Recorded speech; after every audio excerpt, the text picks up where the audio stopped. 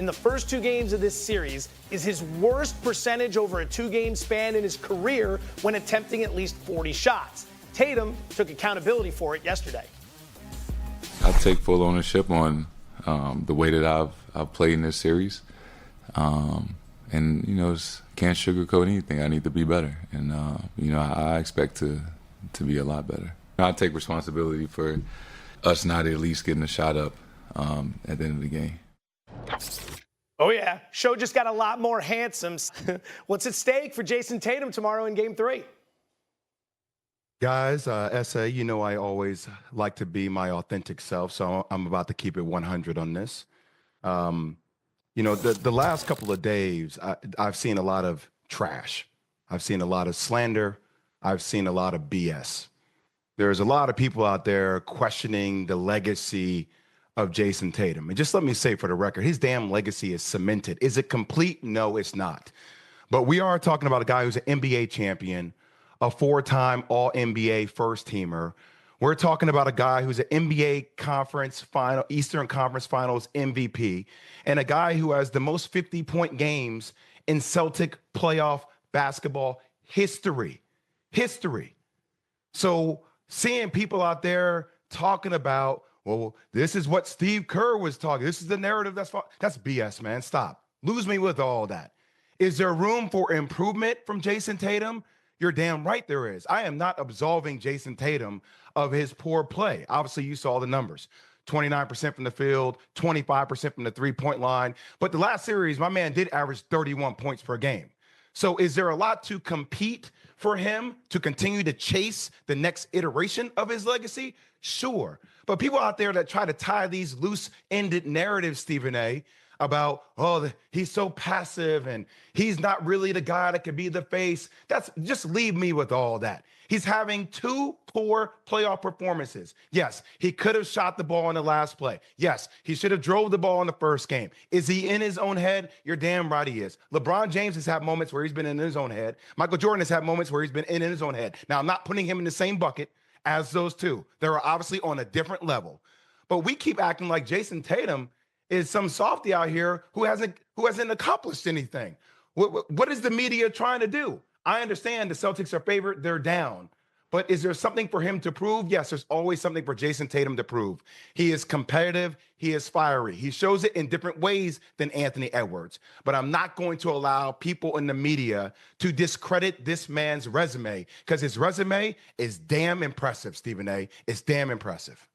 Well, for the audience perspective, you clearly ain't talking about me. Because 24 hours. No, I'm not talking about you. No way. Not you, brother. Not you. Because 24 hours ago, I was arguing with Kendrick Perkins. I didn't want to hear anything about legacy.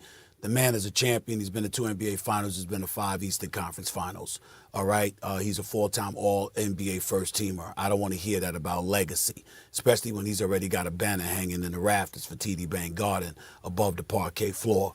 Having said all of that, Jay, I totally agree with you for the most part. I didn't have a problem with the Steve Kerr thing, though, only from this perspective. I knew that he deserved better.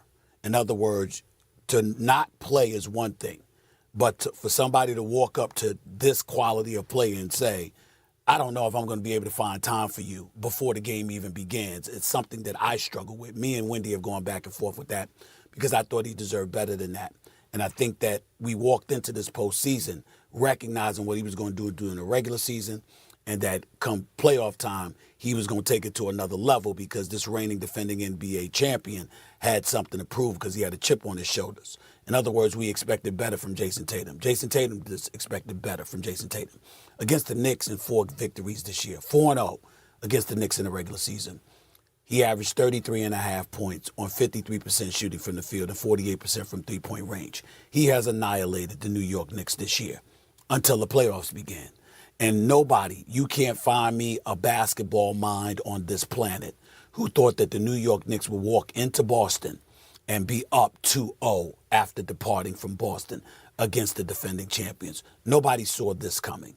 And so because it's here, now we get to look at certain things. 1 of 7 in the paint in the non-restricted area. 1 of 8 from mid-range. 5 of 20 from three-point range. 2 of 14 on all shots in the fourth quarter. and overtime. 1 of 7 in clutch time, okay?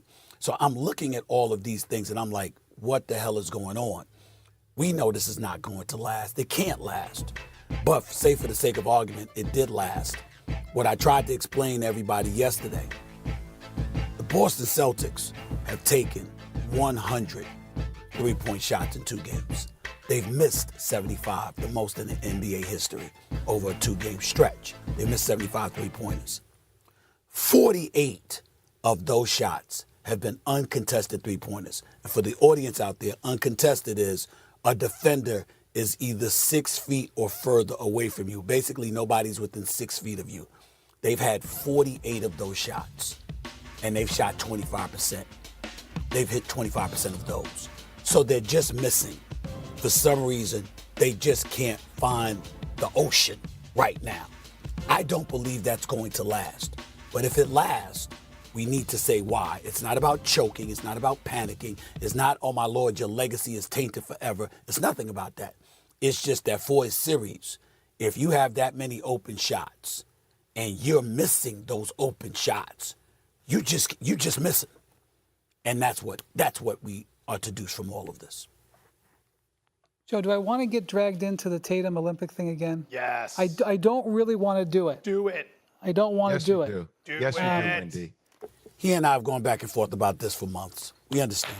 It's a new meme. The Olympic thing has nothing to do with this. The Olympic thing was a matchup situation against Serbia. He played in the other 4 games. It was only against Serbia. It has nothing to do with what he's doing in this series. It's not a vindication for Steve Kerr. It had to do with a matchup against Serbia in an international game where Serbia started 3 7-footers, and it's a 40-minute game. Okay, it has nothing. I see people connecting this, like giving Steve Kerr credit. Nothing to do with it. Are the Knicks the Serbia of the NBA? No, hell no. Stop, Joe. I've been around long enough where do you know how many times I've dragged my backside to Boston in my 20-year career in the playoffs? So many times. And over the last 6 or 7 years with this particular group, do you know how much time I've spent with this team? And I can tell you that I've seen Jayson Tatum at the absolute bottom, and I've seen Jayson Tatum at the absolute top. I've watched him drop Game 7s at home. I've watched him win Game 7s on the road. I've watched him score 50.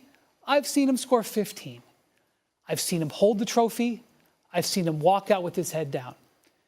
He's always been there because he's so great that he and Jaylen Brown and the rest of the Celtics that come around him are always there. The reason that Jayson Tatum has such a complex history in these situations is because he's been there.